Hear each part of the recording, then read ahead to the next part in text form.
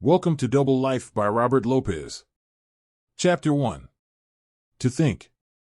Obtaining a desire becomes another's accomplishment.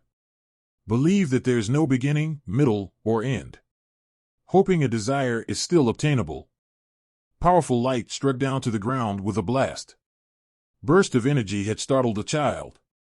This boy hadn't a clue of the middles and ends, the beginning twisted into distant memories.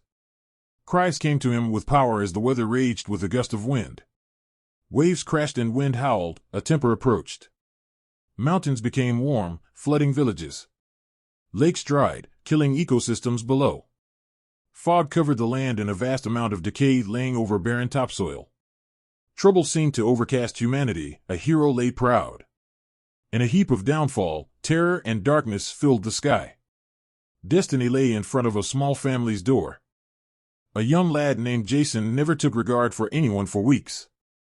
His youth gave abilities to make him strong, which led to better understanding of his surroundings. Young Jason's worth gave him self-strength. Humanity, if possible, could prevail with his appraisal toward civilization. A woman gladly approached a baby, his facial features expressed the same as the mother, seamlessly taking responsibility for an act of kindness. She sheltered the unprotected infant, nurturing him and giving him the love he needed. In an instant, still very young, Gabriel gave willingly to a mother of maternal love. Gabriel nipped at her breast. Conception didn't impact the bond between the young woman and baby. He didn't cry. Gabriel, a neonate, instantly falling in love. Jason's arms had been tied behind his back and he hung on for dear life, taken hostage. He never doubted the wit he did have and waited for an opportunity to announce itself. Fear never came and wasn't concerned about the risk if he would fail trying to escape. He understood possible death. An upheaval revealed itself to be uncovered under a pretense that the end was near. Humanity took measures to survive in any way that deemed necessary. Jason too would figure that out. Humor snuck up in this world with its very dark places recently taking the eeriness to replace a very majestic sky. People began to miss what they already had. Jason broke his bonds the first chance he got. The guy fell down and slid into a steep abyss, where he met a dark magical presence. A demon, powerful one too, offered a gift to unleash the power Jason needed to civilize the world had undergone detrimental change. Love and joy filled the world with his name, they would scream his name throughout time. The only thing the demon asked for in return was a child. The demon insisted upon Jason. A child will present himself once he traveled back from where he came. The demon grunted and whispered in a grimacing voice. Never touch to direct, alone to turn to me for direction. An example brought to a young man's attention. Years will go by without a sample, the life of a hero, desiring power begins to already grow. Jason confidently replied, lead you to become new, I shall. Be vigilant, this task is not an easy one. Only you will put an end to the chaos nevertheless. Jason blinked repeatedly. The demon transfused forms that hadn't blurred, but became more clearer. Darkness covered the path and the stretch closed toward the end. Jason found himself in a storm and out of the woods to captivity. Home. Chapter 2. Jason, much older, still had a lot of immaturity. He stood trial, performing to a panel of judges, he argued directly and exact. Honorable Rowe spoke. It's been and always will be the example of justice prevailing. Our knowledge is to understand our ancestors that gave us reasons to believe we don't always have to fight our foe, not with blades and arrows, but with our words. We stand beside all judgment. Age of new dawning shine down on us and reckoning will coexist. A man of the court said. Rowe, Your Honor, if I may say. The overbearing weight has been over our heads for too long. We need more than ideas to survive, we need an uprising or a form of juncture in higher powers. Our civilization is more than just a place for the sick. If I may say, sir, it has been no more or less gathering supplies and building shelters. It's been an endless trend. Be steadfast, I think only of the simple necessary course of action. Please illustrate. A signature of life's due is worth. The expansion and services in time with left spent. Our problem seems to keep us surviving, but to never be adept. People can change forms with the problems now and take arms against our greater threat. The land we sleep, eat, and bear children on. A beautiful cycle. I hope my life is spent studying and understanding more terrors that spawn foreignly. We will review your case and service the jesters after 4 moonlights. Good day to you, Jason Malamore. Roe gestured, not making eye contact. Jason strode off from where he'd been sitting. The crowd branched along rows, warping to the chairman.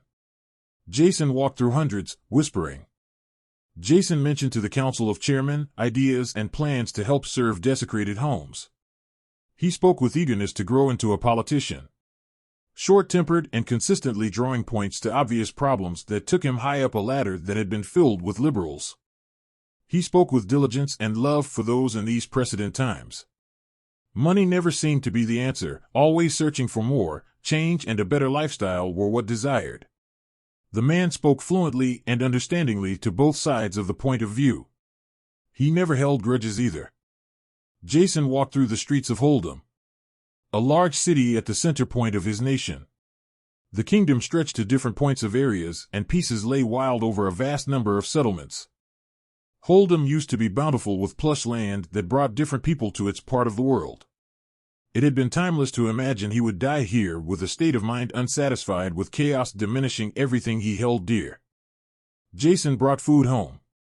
His village lay right beside the gates of the northern sector, which seemed wealthy, but housed a lot of people in the military. Most of the courts surrounded them. Whatever seemed possible was possible, he thought. Gabriel presented himself as he approached the cottage. The sight of the boy made Jason laugh with exultation. "Hey!" Jason waved. Gabriel ran to him. He spoke with diligence and firmness. A fine young man that had never missed anything implied. As if teasing would have affected him, he wiggled a retorted remark every time. Fast and assertive, he had been a talented young lad. With a knack for solving issues using his head, he always managed to figure out what was going on. He used eidetic imagery with patterns with different structures that situated around the kingdom. He could mindfully keep anything in mind that would benefit any particular situation. Gabriel pushed Jason and he fell back a foot. The firm push strengthened the unlikable odds to manage more than a normal force. He had been particularly stronger than most boys. Jason laughed. "You wouldn't think that I would notice?" Gabriel said, thinking that Jason would remember. What? What are you talking about?" Jason asked in surprise. "Not only is it bad that you leave me alone with Mother, but Grandfather requests for me to do such unorthodox tasks around the home. The man holds grudges. He asks me to act on terrible things toward people. Thinks he's done something after finishing. I believe he's going blind too. He ran into me out of nowhere and yelled at you. He fell into the table, then had the indecency to act as no one had noticed. The man is delusional. Mother trusts me to take care of him." Gabriel told Jason with troubled reasoning. Jason stared at him and laughed. "Are you hungry?" "I could eat," Gabriel replied. Jason trotted into the house to greet his mother with a sign of respect. Satisfied he was with his mother and brother, he smiled with emphasis. Everything seemed possible while with the both of them, their elder on the other hand, useless. Fruits and vegetables he had bought from a stand, he put them out on their table. Jason mentioned to his mother the news about the arguments brought to Parliament. Jason shot himself for the moan. Everything needed time and he knew that. Staying patient with half the battle. Your father, hunched over like a vulture, praying over those misfortunate. With that so-called government, he would want to put a dagger in you. Jason looked surprised. Not if I could do anything about it. He sprung back at her. The man never felt well enough to have any say in the matter anyway. When things went to hell, he could have practically died there and then. Gabriel opened the door. He didn't feel he would approach them and went on to mind his own business. Jason opened the door that could not be closed. He didn't care that much about his father. He might have experience and stature to innovate the world around him, he protested. With me being so young. Jason shrugged. He listened, contently to his mother, then he became very hungry and craved food. It seemed to be nearly the only thing that mattered to him. The city was cursed by famine. He wasn't starving and neither had his family. He made his fair share and dug his own trench. He made money both old-fashioned and any way he could, but he had been also a scholar that learned about law. On the side, he planted food and worked to sustain agricultural growth. Jason had the knowledge to help farmers that had plantations to grow fresh crops. They sat at the table and talked to each other with honesty. Jason told stories of his speculations with the city and that could ascertain the reconstruction within Hold'em's walls. Life had been good for his family. Chapter 3. Jason woke up and heard his brother's screams. Gabriel is much older and he and Jason both look more similar. Gabriel thought exactly why his life had been. He got flung to the cold hard ground, with rain being minimal, the rough surface rubbed his skin raw. His ribs popped and cracked, he gasped for air. The young man caught wind of what was happening after the moment he got hit. Gabriel lay there moaning, turning to his side. "Are you all right?" Jason asked, squeaking the door open. Gabriel struggled to laugh before clutching at his side with rippled nerves telling his brain, no. Tears rolled down his face, paralyzed, and unable to say that much. My side. Jason looked surprised, he never figured this would have happened. Those animals were more aggressive once the weather got warmer. Gabriel was lucky his neck hadn't broken. His worth shined a big bright star over. Jason and Gabriel hadn't made much of a ruckus, but with the floorboards, a mouse could have made as much noise as they had. Maz walked in, asked, Is everything okay? Of course. Jason replied. The next day Jason strolled into the city and wheeled Gabriel in a wagon. They both looked into different little shops. Gabriel took in the aromas of the flour in bakeries around the area. Families had seemed to look happy and Jason waved to greetings passing by. His face presented itself, youth made it easier. His thoughts filled with policies and regulations passing beside the high courts, he looked around the buildings the courts lay inside. Recommendation for different services from the throne would be highly considered for multiple occasions. Jason met the king, not once, but twice. He walked with pride showing, smiling wide, taking a big bite of bread from his favorite baker. People patted Jason on the back as they passed. Gabriel flashed a smile to everyone in passing. They treated everyone with respect, which led them to love being in a crowd. Jason couldn't help being annoyed a little. The glamour was too much. Without understanding, something remarkable had been about to happen to Jason. A large shadow casted over him. The experience was the same long ago inside the woods when he was a child. The crowd of people looked dead. Greed, hate, pain, and illness covered the street. He couldn't help but gag. He could hardly bear the sight and nearly fainted. At first glance he could see reality for what it truly was. Taking him for a spin, he could hardly stand up, his knees shook. Jason closed his eyes. He took a few steps forward and stumbled into another pathway, leaving Gabriel unattended.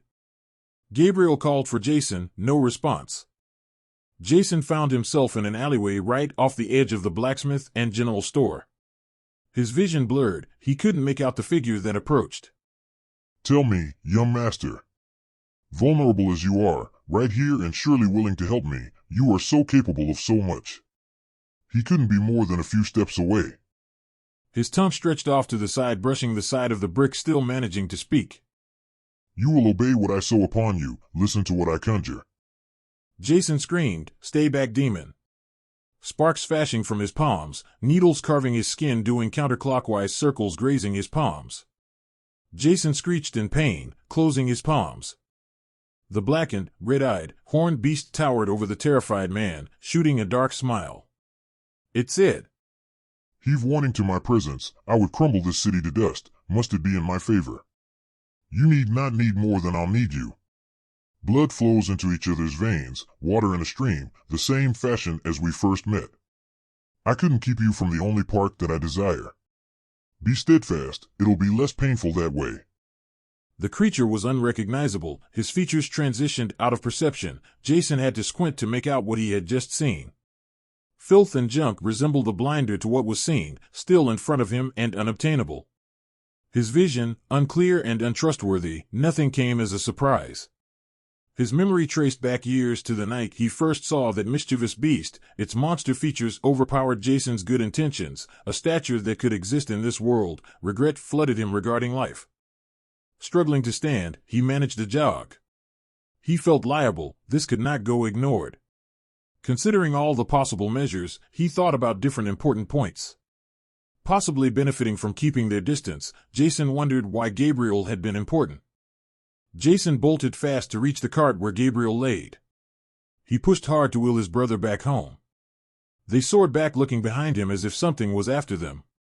Breaking a sweat, Jason lugged the chariot back to the cottage. Exhausted, Jason wanted nothing more than to rest. He approached the door and opened it. I left it here.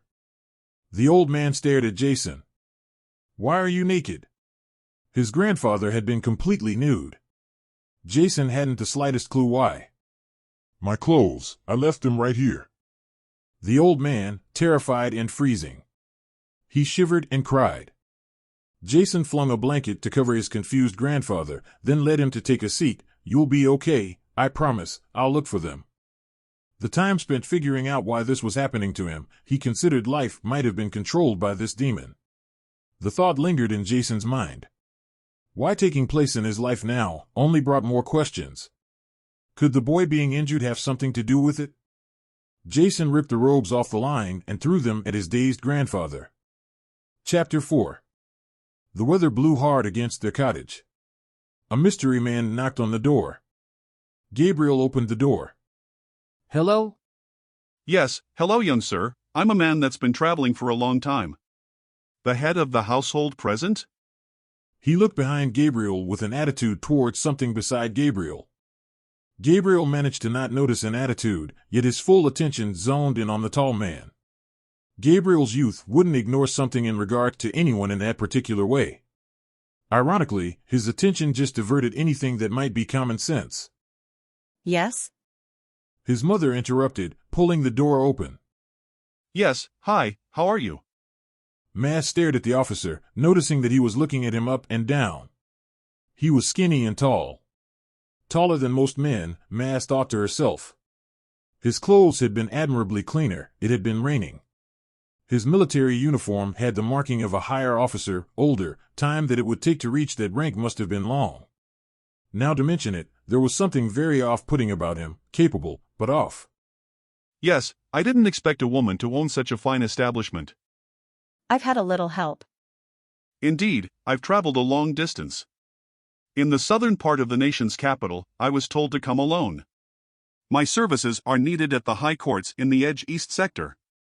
I don't need to appear at court until the second sun high after the first full moon. Till morning is all I need. Would it be too much to ask to place my belongings under your care for the night? Maz locked eyes with him. Make yourself at home. The tall man hunched over and took a few steps inside. Lovely place you have, name's Vice. He rested his hand on her shoulder. I've been in the guard. I traveled to these parts, long ago. I thought you were in the guard. The marks you have reminded me of my husband. He wasn't that high of a rank, but he had elite markings, which had been a great honor to our family. In the medical unit, the most action he saw was the plague. Took more soldiers than the war did.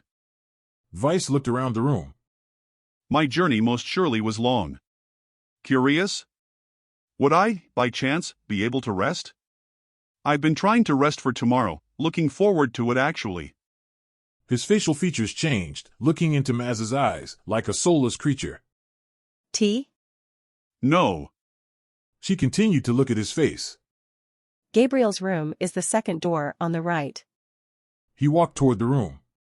Maz and Gabriel stood there with blank expressions. Welcome, Gabriel said. A few hours didn't seem normal. Gabriel and Maz went about their business inside.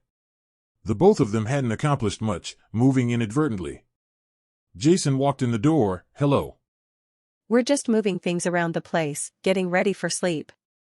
Both Maz and Gabriel eyed Jason lucratively. Both of them looked exhausted, eyes bloodshot. Jason managed to spit out. Have a nice day? Gabriel shot a look over to Maz, but not managing to say anything. Anyways, you guys have to come to my hearing. The growth of our nation and a neighboring country plans on invading another country. Our plans have been placed into action to better assist our sovereign and forge an alliance before they realize our vulnerable state that we have unfortunately found ourselves in. The time will come where war will become something of one or the other, but the solution will keep us in the key issue at hand. Our obligation will take hold of our responsibilities and set our country ahead rather than falling behind. He pushed the invitation on both his mother and Gabriel. Gabriel, still in a daze, snapped out of the trance he was casted under and said, I can't recall what I was doing. He blinked. Maz, nearly shaken from the experience, started to laugh hysterically. We're currently occupying a guest. She mumbled. We seem to both lose track of time. He is in Gabriel's room. I offered tea, but he respectfully declined. She managed a smile after she told Jason. Really? Asking with more observation. What business do you have with this stranger? Yes, in Gabriel's room, he was said to have needed rest. She gleamed to the end of the hall, hesitant to look. An officer in the guard. Like I said, I offered him tea. I must meet this man of wonder. This man might have the key to help me with leverage. An outcome to keep our country rising above all else. Our leaders now have become sour and need help in these pressing matters. I would make all believe we have given up as much more than we have taken for ourselves. The poverty and filth cover the streets. United as a kingdom, our light darkened too few times too many. Gabriel spoke on the brink of tears. I need air.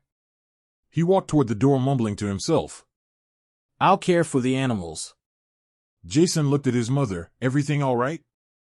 She looked at him for a moment and said, I can't really say. Jason could tell she was dizzy. She nearly fell over.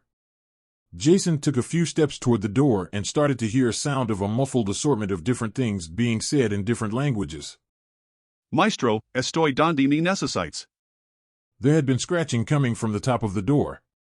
Obviously, the man hadn't been sleeping and frankly been making large amounts of ruckus. The officer screamed, then said, Je sens le sang de l'enfant que est le tien depuis le tout début. Then went back to moving around. Jason approached the door trying to gently push it open, but it wouldn't budge. Les ladaya siware hadi, Said. The creature murmured. I'm coming in. Jason stepped back.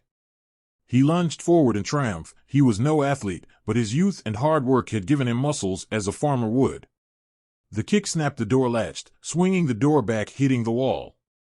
The officer was dangling in the corner of the wall, latched in the air with his limbs stretched from one side to the other.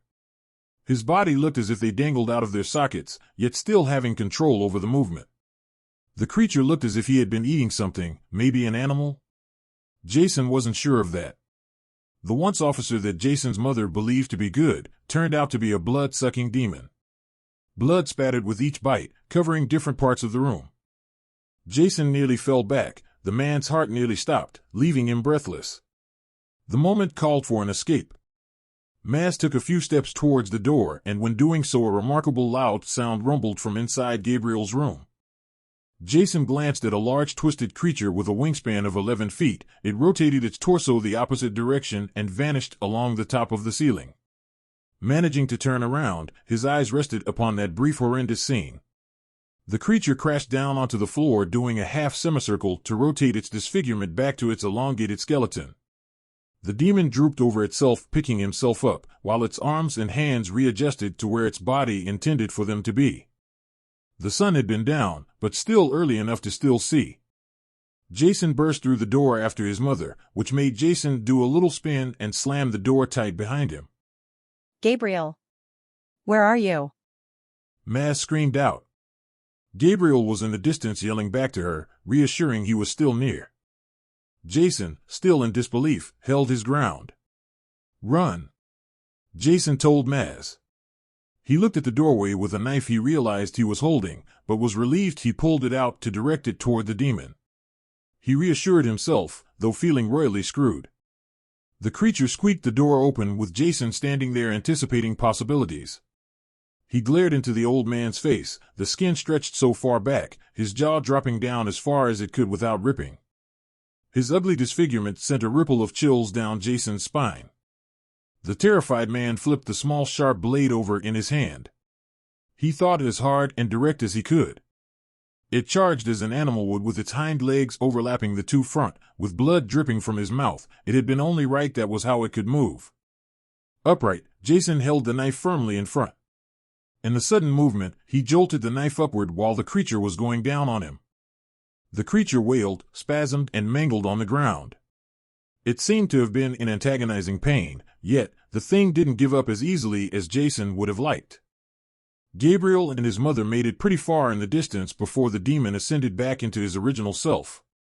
Blood drooling a puddle in the dirt, he screeched out loud enough to make Maz panic. Jason backed up and thought about the possibility of winning a fist fight. Then the unexpected happened. He imagined a light that he could control with telekinesis. Sparking it with his thought, he positioned the flame wherever he figured necessary. The feeling was as if light reverberated back into him to control the temperature by giving himself the right amount of heat. The audacity of how large controlled the cast of flame.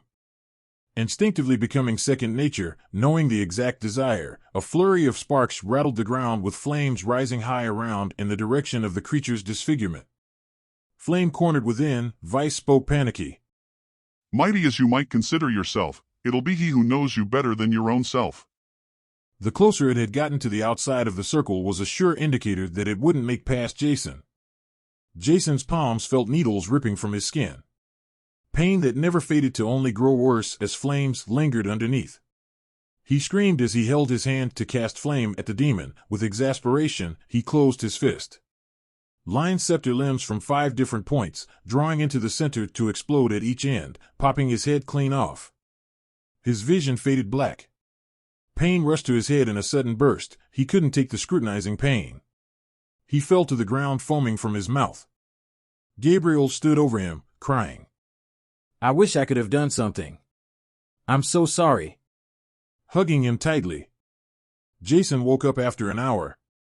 He glanced at his palms, and his skin was restored to its original self, no scarring or marks.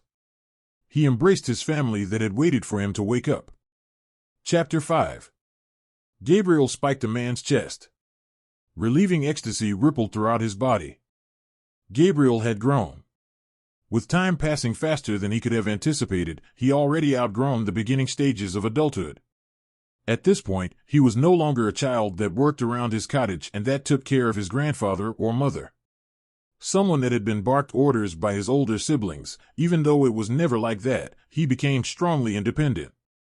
He stood with a blade and lighter armor than his fellow comrades. He zipped and whooshed. He flung and lashed. He was Gabriel the Ox. He had been called that surprisingly because of the animals he had taken care of. They would laugh and mock him, even though he was 3 times a normal man's body strength.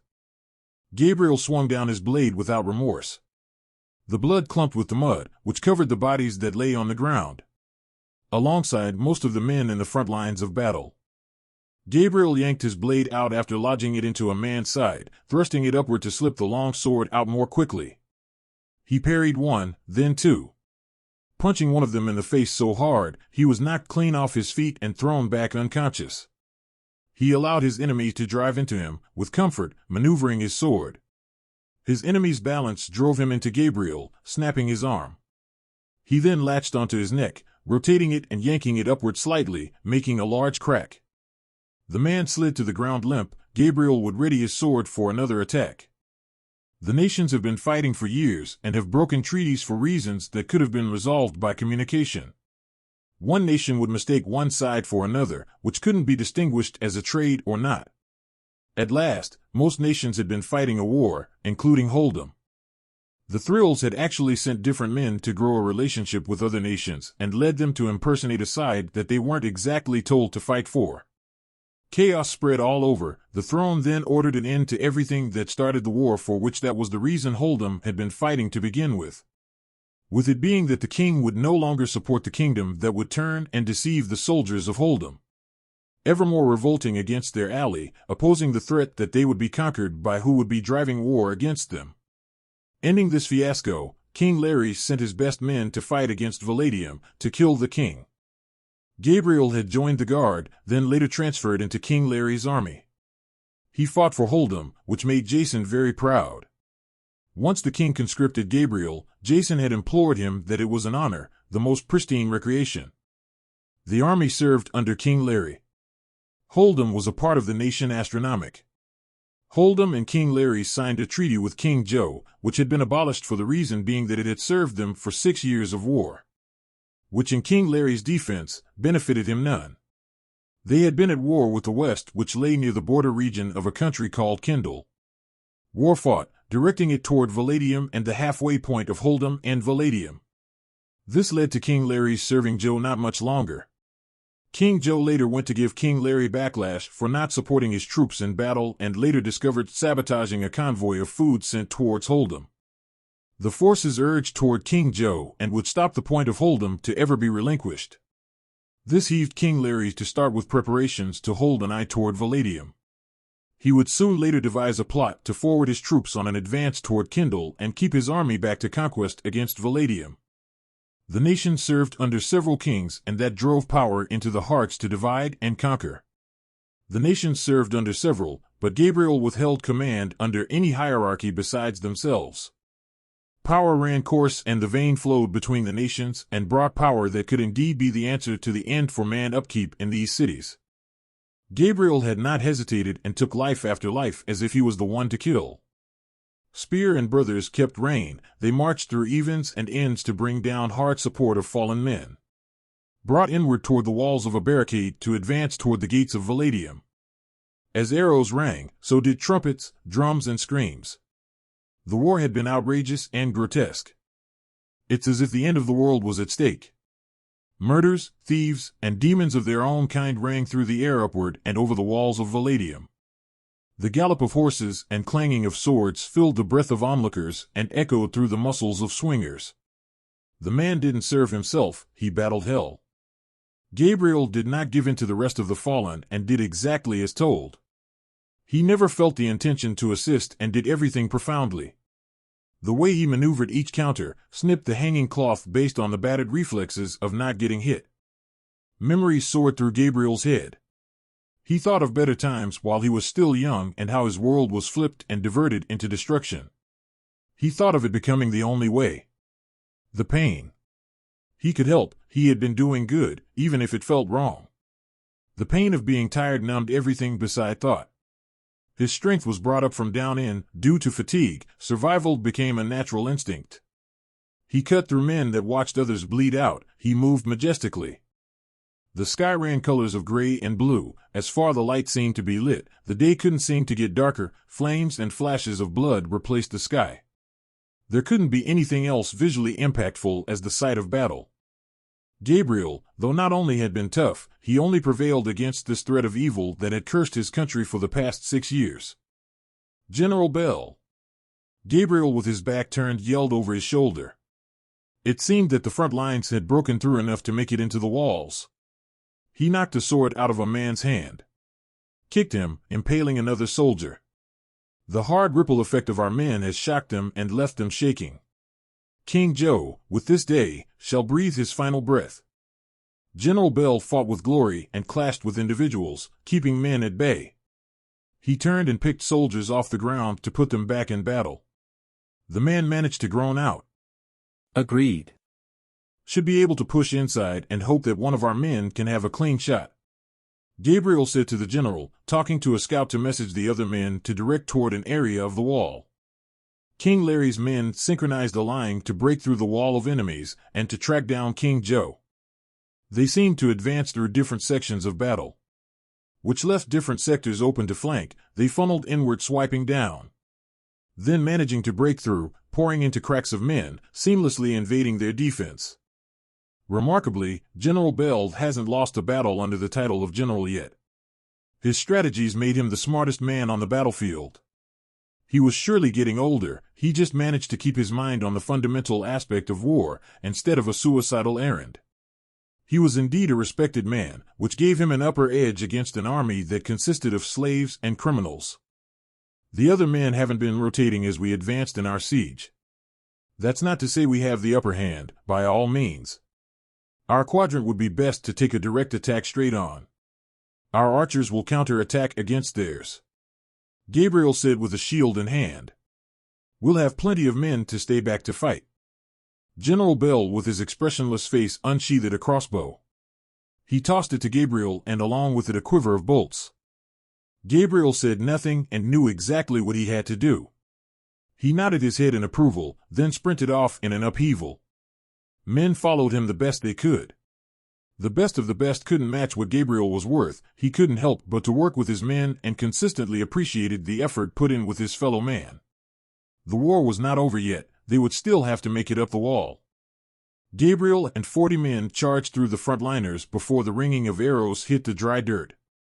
Their boots trampled through the bodies and loose metallic weaponry. Men took arrows in the face, arms, and legs. Gabriel took a few arrows, scratching him, leading the men to the undoubtedly doomed death. As arrows pierced King Larry's men, archers took aim and sent a volley of ammo back. The king's men flipped and juked through the uneven number of soldiers regarding whatever side they were a part of. Their objective diverted everything to bypass the battle to their point of disembarkation. Gabriel and the 30-plus men that were left ran as eager as they could up the wall. They assembled ladders to push from the ground up to take Joe's men by surprise. The walls of Valadium had been breached. Gabriel swung the strapped crossbow over the backside of his waist. Gabriel was obliged to not only win the war, but to send what future that remained back into motion. Death would set life free and would be enough motivation to keep the lives that mattered to him to feel safe. Unsorted amounts of destruction by the war gathered around them, different amounts of survival had fallen onto each one of them. Gabriel and his comrades made it along the ridges of the wall. Gabriel threw his knuckles through a full panoply that a man wore to shield himself in the rain of arrows. He had been knocked back flat on his back. King Larry's men slit the throats and spread their bodies around to avoid detection of longer-range archery. Gabriel coursed through the other men to climb wall after another. With his body perched, he waited patiently for passers to hurtle over the edge. He managed to jump through a few windows to hide from guards inside. Inside, the heart of the city towers hover over the walls, making it easier to peer over. He climbed. With his strength, he could pull himself as high to the peak of the highest tower. It was only necessary to give himself a clear shot. Larry's men fell back, breaking off into the city, cutting down any guards or anyone that opposed them. Squatting to the side, following each other's lead. They moved and whispered back and forth, patting their way as one after another ran by. Gabriel shot a bolt with emphasis. Gabriel's arm locked, extending his elbow outward. The perch was open and the air calm. Gabriel saw it as an opportunity. Without a doubt, he thrust himself to the top and shot instinctively. The arrow struck a bullseye. The crossbow arrow made its way through a window, sticking King Joe in the forehead.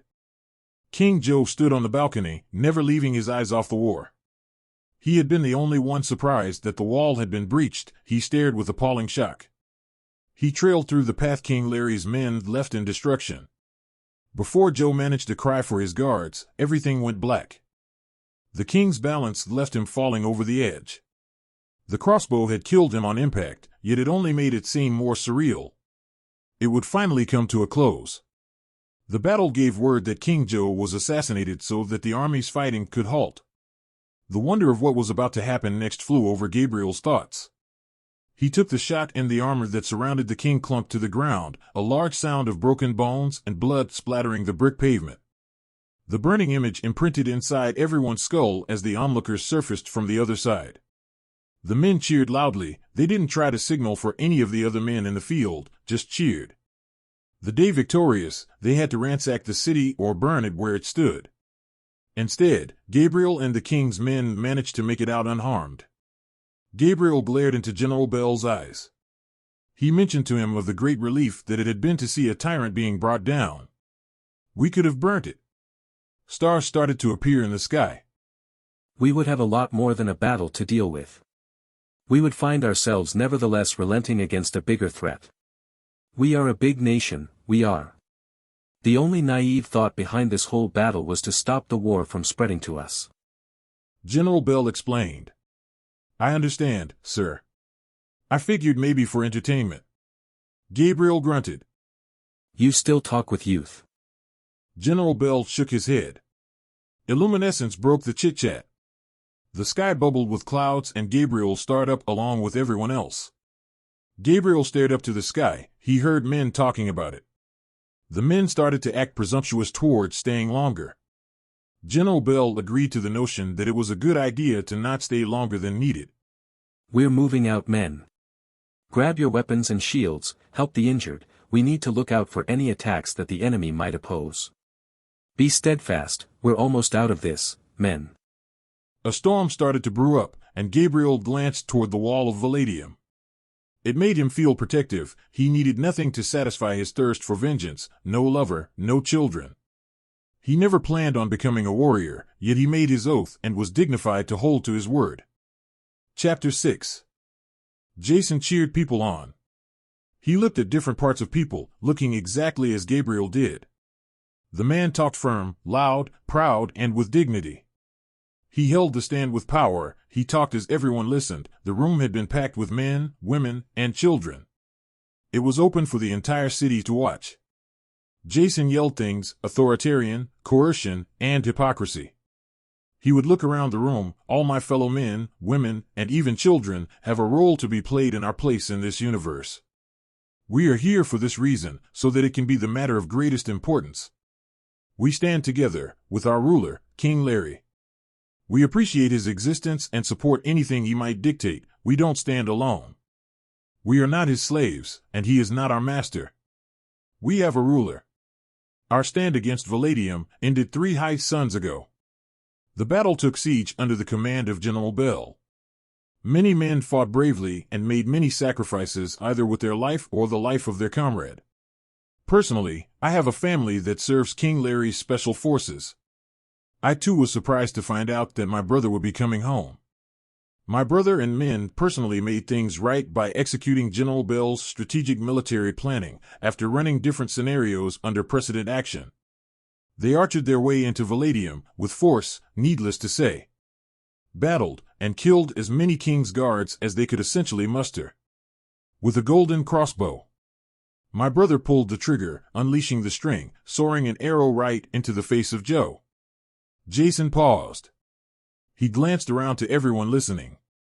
You must understand how proud I am of him. Please, brother. He stared up toward the men dressed in military outfits. Take a bow. People started to clap. They cheered. Gabriel was already known throughout Hold'em, and to see that he was a hero made everyone scream with enthusiasm. Gabriel made a gesture that resembled a bow, but with a little more courtesy. The war is and will not rage on forth any longer. We have become victorious against the grasp of King Joe. Our nation, astronomy, broke apart from many. We start to reign over this new world as we have set a tone, a ripple through endless parts of time. A time like these calls for celebration. We too will find more of life making sense. We'll benefit without our people suffering. Because our army took the matters into twisting this war, servicing us toward the horizon. Countless times had been won, not in battle, but to keep us away from forever not keeping peace between our neighboring countries. They had a war that could have been easily avoided. We could be targeted, we could be persecuted, everything could turn out for the worse. Could we have made everything easier for everyone? Yes.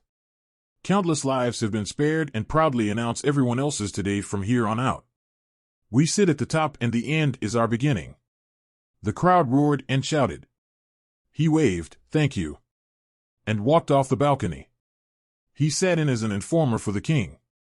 King Larry sat and waved as the crowd roared. Jason let good feelings flood over him with pride and stood strong with responsibility. He wasn't gonna let anyone stop him. Today it might be Hold'em, eventually it could be the nation. He's never been this high with power, and it coursed through his veins. The heat tingled the hairs on the back of his neck. Jason sat in his seat next to his wife and child. The woman smiled, with the young child holding on to her as a dependent. Jason looked admirable. He managed to make himself one of the most powerful men within Hold'em. Jason walked off as the king spoke. His wife and kid followed. People spoke up, telling others of the great battle of Valadium. They also spoke of their accomplishments. The people congratulated Jason and complimented his family. Jason came to the realization that people needed more than conversation on issues to commemorate the victory held over the West. They wanted comfort, someone to speak to. Jason made himself that person. It'll be a shame if the throne dictates commencing our departure to neighboring nations to construct means of travel and lodging. If we set up a base in sectors of different parts of their districts, it might overwhelm their hierarchy. The pattern will be shown the same as if we are to be a part of this unity that we discussed in our agreements. It'll just be how it'll be while established for our nation on the throne. Jason spoke with poise, looking over people to see his family. Given that the king has such a people-pleasing right-hand man, our country looks for peace, which seems to be more envisioned. Jason smiled and bowed his head in acknowledgement. I only wish to help. Jason had caught a glimpse of Gabriel in the corner of his eye. Brother, it's been far too long. Will you be reenacting the battle in the square we hold deep acknowledgement toward? Gabriel approached. He made his way through the crowd of merchants, beggars, and farmers. Then said with keenness, as long as you play king, I serve Larry to please Hold'em. I've gallantly fought to protect what we Hold'em hold dear. With arrows resting upon my back, the piercing of my shot broke Joe's plaque. I embraced vengeance upon Valadium to shield myself against mercenaries' wretched demise. I clashed with the beast, to bear arms to unite. I fold them underneath step after step to embrace Hold'em, where my family rested their weary eyes. Gabriel wrapped his huge arms around Jason. Missed you, brother. His grip tightened and the air escaped out of Jason's lungs. Missed you too, Jason said, gasping for air. Gabriel released his brother. The country owes you a great deal more than you will ever see in this lifetime. I'm sure you understand how grateful I am for that. Gabriel asked, Who's this? Signaling toward Jason Newborn. Jason smiled. He touches the foot of his daughter. The baby laughed and kicked. Olivia is my new baby daughter. We just conceived her last year, a couple years after being deployed. She has been a blessing to us so far. My wife and I both believe she's an angel in disguise. Hardly ever cries and loves her daddy. Jason squeaked, his voice leaning closer into Olivia. Yes, you do. How cute. Gabriel paused and looked back and forth at Jason and Samantha. Do you plan on showing me to our king? I would like to speak about the West. Yes, of course. This way, this can't wait. For you, my good man, a drink. I'm eager to hear all about your travels, and I know you have to be missing luxury food. Jason handed him things around the room, filling up platters and filling up his cup. Gabriel, half laughing, said, Nowhere like home. I'll drink your drink. To Hold'em. The grapes never tasted so lush, the flavor was magnificent. What is this? Gabriel spit out mortrue. It's called mortrue. It's a pâté of different meats, vegetables, and almonds. Do you like it? I suppose. Jason picked up a cup of wine, passed it to his wife, and passed more cups out as people walked by. More? Thanks. Gabriel washed the taste of food down. Both brothers give each other a bond that benefits growth in their connection within the kingdom. When the brothers unite, they seamlessly doubt any interference amongst any foreign entity. Their bond and loyalty to each other has always dawned over Jason. He figured that the blood that wasn't shared must have been Maz. When he had shown up, Jason knew from day one that he wasn't of blood, or at least full. His father died at a very young age and served in a branch of Guard. Tommy managed to work his way in with the Guard and mingled within defensive infantry. He trained in different sectors in the city and made his way inside a well-respected branch. Inside the wall, he purchased land, tools, and animals. He married Maz and allowed her father to live there. Tommy jumped the gun with everything. He would leave his family at home, even with him being barricaded within the walls. He never did much visiting. Jason threw himself into friends by delinquently getting himself into problems. He ventured around the city, not stealing, not any punishable crime in that consideration. Young Jason would act out an occurrence and allow people to redeem themselves where he felt reasonable. Pranks. He pulled tricks and duped anyone that could be fooled into believing in something that partially seemed true. Jason could remember tricking people into buying his equipment, toys, and even writing utensils. He would sell back something that had already belonged to the current owner. He even managed to sneak past different areas without detection. To say the least, he wouldn't exactly be allowed inside an armory, a brothel, or inside the castle itself. He was clever. As clever as a mouse. Tommy got sick. He cursed the crown on his deathbed, said, "They killed me. Worked me to death." Jason watched his father die. He ran away. Never to come back. He was going to find a way out of the hell that was welcoming him in. He remembers a man grabbing him, tying him up. Then, in the dark menacing woods, a creature arose. The demon's name, Nyap, towered over Jason. Jason remembered his mother holding Gabriel. Chapter 7. Jason has known for some time that fear and trouble shows itself before he can react. Why he was there would never explain the focal area of his surroundings. Men instinctively were nothing to have grown an affection for before he met Nyap. These large red eyes and the long towering body burned into the back of Jason's skull. He looked into Gabriel. As he looked into his eyes, he saw himself, not in a metaphorical sense, but in a literal sense. Gabriel was Jason's identical twin. Why and how, he hadn't known.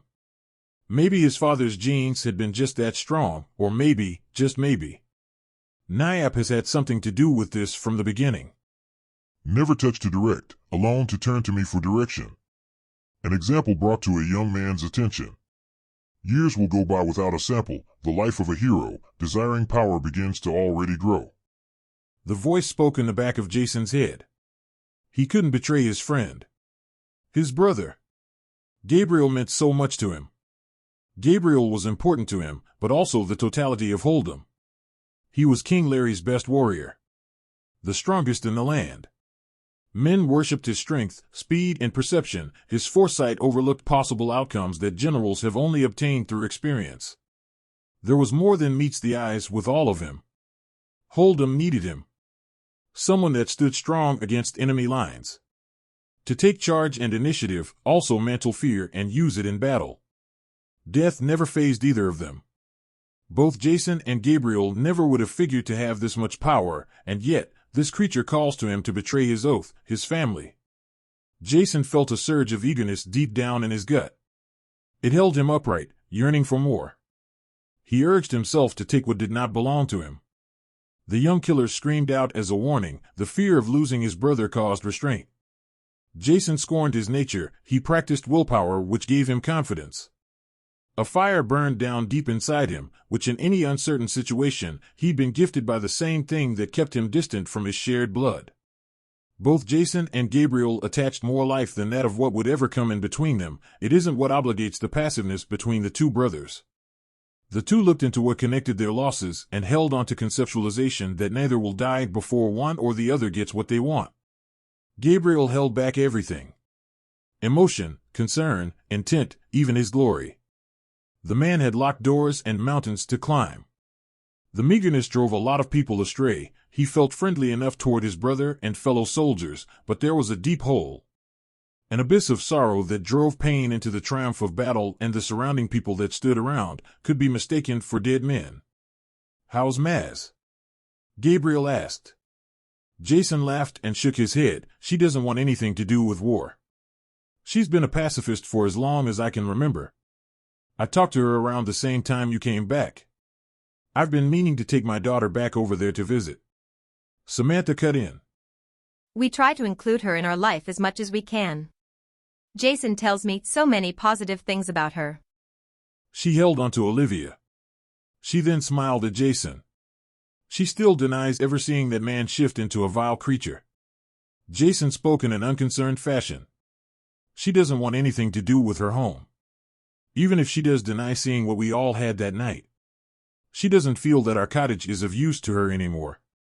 She told me it would have been because of her father passing, but I believe she still has night terrors. Plus, she'll be much more comfortable living more lavishly. With the money I bestowed her, she has servants. The care of those animals can be treacherous. Remember the one that nearly killed you? Yes. Samantha spoke. "Besides the fact she lives nearer, we don't have as much time as we'd like to visit. Maz is still your mother, Jason, and she has impacted your life in a major way and could be critical for Olivia to be around. She knows the hardship of parenthood. She obviously raised two gorgeous men that have gone off and done important and wonderful things for people." Samantha, I'll be the first to speak to her. She's a grown woman. That old man had been nothing but a chore, hers and our entire life. She's been a little uneasy since our father passed. She just tries to ensure the safety of her family, which makes her a tad nosy. Jason put his arm around his wife and child. If she can't help but to be scared of the world, no one will hold it against her, even me. I've never seen such a disfiguring creature in all my days. The smell, the sounds, everything trembled beneath it. It stood tall and hunched over to meet your gaze. The beast of burden, that's what I had been. Its control and its reasons left us all opposed. The terror had been real for several years since that mystical day came into their life. The mantic sounds of scratching and the voices had them running for their life. Chasing them for that small amount of time has had an impact on her emotional stress. We, as a family, never seemed to see eye to eye. The two of them had always been there until life happened. Jason got much older and started a family. Gabriel was the last to leave and waged war against the West. Jason assisted her in getting inside of the walls of the inner city. People that had a little more money or were royal lived in these parts. Jason, being the right hand to King Larry, would allow him to do nearly anything he desired. Once in a while he brought his family to Mass for her to enjoy the company of her granddaughter. Jason turned his life into what he could have only hoped for. He dreamt the future to be bright for himself, and he never took anything for granted. Gabriel fought for the dream he would envision. He would always view inside the bottom of his heart. The dream was enveloped by Jason, but he alone made Gabriel feel that there had been more worth living beside war. The messages had been clearer each day. As luck would have it, luck had positioned him and Jason in what they desired. The truth made Gabriel wary. His dream was to accompany his brother, and it was not entirely what the ideal way a brother would fight. He thought of his brother's family and why he felt a lack of motivation toward the explorations of eternal well-being and structural embodiment that is received from achieving such small memories that are chained to a person's life. He wondered if he felt tired of the unexplainable, or was the obtainable seeing more of the reason to be directed toward what his brother desired. Gabriel, welcomed back as an icon. His position in the army gave him more stature than a man in the guard. Home seemed honorable, and faces brought recognition toward happiness, a proven city that was worth his help. Walls that surround the shallow reality that would be casted of the evils of the world beyond the kingdom haunted him for the people's sake. He saw this too in Jason. This reputation wasn't the same for Jason, but nearly what his life had been worth entirely. If he wasn't his brother, Gabriel would think twice before speaking the way he talked. He was made for the competition of war. He wasn't blind to his talents and why he was to fight. He would only assume that it was because of his brother and the worth of the kingdom. He owed Hold'em nothing. He served in separate divisions of ranked nations that helped pride larger than appraisal. He would follow the command of different generals and commanders. Bell held high rank, which was the longest serviced in coincidence. He strengthened his way through the ranks and earned his worth of respect through the most admirable men in the army. He would entrust his loyalty toward men that were knowledgeable in the arts of war and wouldn't fight for just pride in being in something to better his stature. His reflexes and keenness brought attributes that would better assist high-marked men that embarked the status of honor in battle. Jason never looked outside the part of becoming the highest rank in politics. There hadn't been a dispute over who deserved what, and that ran at serving directly as the king's right-hand man. The key element was the battles and victories that were brought into the highest courts, and his political status fell into place once he fought in his political balance between the war. Jason once told the king on stand, "I bleed differently than the man on the battlefield. I tell stories that actually happen and I study why they happen. It might not be lined up in the stars, but I shoot for the top as much as they fall toward the ground." As for who actually deserved the position, wouldn't have ended with Jason unless it called for it to be so. Many men tried and would bear with that voice that held power over the hungry and weak. He wasn't born in royalty, so he felt empathy toward the weak and cared for the men that would serve under Larry's Reich. The keep seemed to have been overturned and ruled in the favor of Jason as his issues and restraints became more justified through the lay of the land. The overwhelming idea of expansion to service the throne and to keep its people safe never serviced any issues. It became clearer that the ideas served were obtainable. The explanation of battle to end battle drove a larger bargain that the kingdom would desire more among all else. The distance between the two have been difficult to manage, with the weight holding them back and the stress that would leave them to obtain whatever one or the other most desired. They both kept their skeletons in their closet, yet was never hesitant to gain what had been desired and obtainable. They held eye contact for a moment. They both seemed to never not know what each other were actually thinking. They both knew this, and they both managed it without any trouble and feeling less of a brother.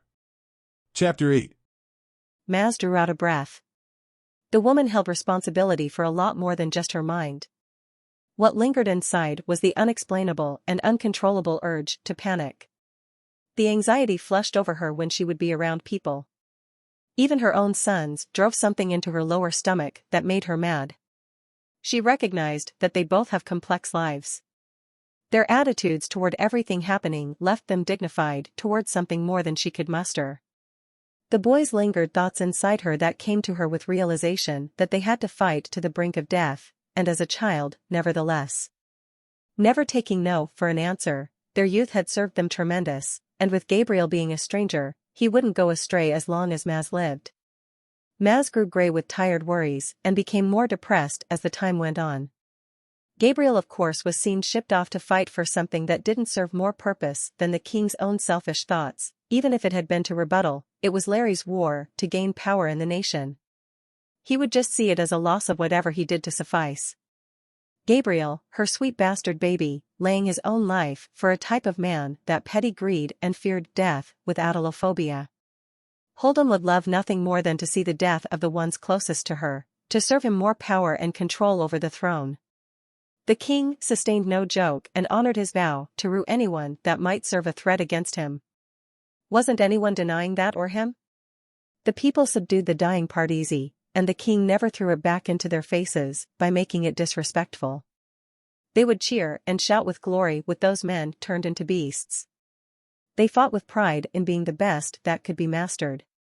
They happened to do it under oath, which drove them angry, yet gave them the right to kill in the name of the king. The power seemed to be invested by him, that was desired by men, and certainly Gabriel never took his eye off what was right. Jason never made it easier for him to not think desirably. Gabriel always looked up to his brother, and that drove a flame into him. She thought back on her dearly departed. She wished she could have a second opinion. The war, her sons, the plague. It all felt too much. Tommy would help with the emotional support, but also serve as an authority figure. Maz wanted good things for her sons. She just couldn't bear to see her babies die by such evil. It had been demonic. The old man died in the backyard, frozen to death. He made everything worse. That old man deliberately killed himself due to his knack of letting his clothes fall off. Her father, driven crazy by dementia, could never keep his clothes on. Her old man would be a nuisance before he knew he was doing anything wrong. You couldn't teach sick, he was sick in his head. The man drove nails into the wall. He killed their animals, thinking they threatened him. He nearly drowned Gabriel twice at a young age. He wouldn't make Maz look strong, he made her look weaker in the eyes of those boys. Maz looked out the corner of her eye and noticed a much older, blood-driven Gabriel trotted closer to the cottage door. Maz ran out the door and cried into his arms. "I'm so glad that you made it home okay." She looked up into her son's face and noticed a smile. "The parts without you never will go without meaning, mister. I could hold you until the end of me." She squeezed Gabriel harder. The two exchanged past relations and made sure that they didn't miss discussing how he and she were living. They sat down discussing their old house and fond memories they shared, just the two of them. They talked about the old man and how he was just too confused and would be better off in the place after. While Jason was in power, he was still his old self. The man did allow chaos to be overwhelming, and it followed. We aren't exactly alone when it comes to these things. They aren't exactly uncommon. Gabriel mentioned. Evil has approached me on many occasions, Gabriel. Its presence approaches everywhere I go. Maz said in wariness. Gabriel thinks about all the evil he has seen, with murder and the corruption in society. He couldn't help but to think that her mind wouldn't be able to cope with the subjectiveness to gore and fatality. The near is coming, Gabriel. You must see it. I can hold on to you both while our lives are in danger. The land isn't meant for people anymore. Illness and death spread the nation. She nearly breaks into tears. We could pack our things and leave. Go anywhere. Leave the city, leave Hold'em, leave plague and war. There's nowhere to go. Gabriel said. Anywhere. Anywhere but here. This country holds a cross I cannot carry, and the feeling of each passing day grows darker. When I was young, this country was thriving with life. Of course everywhere has their own problems, but nothing like this.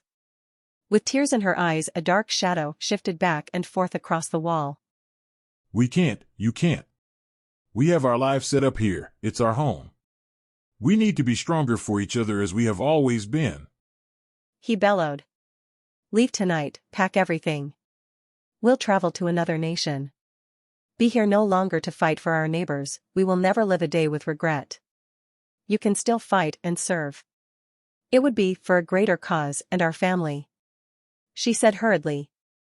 Move to another home? I'm not sure it would be in our best interest, Mother. I can't stand to see you like this. Why you must torture yourself over believing you need me to help decide?